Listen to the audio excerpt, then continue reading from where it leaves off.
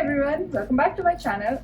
And today I'm going to create the coaster using these wood stems basket that I picked up from Dollar Tree.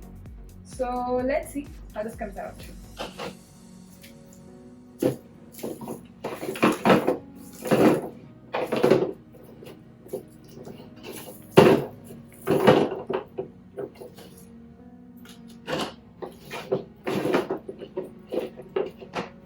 So first of all, I'm going to see how many of these are of the same height. Do I need to scrape off the edges using a sandpaper? These are almost of the same height. I don't have any specific design or pattern.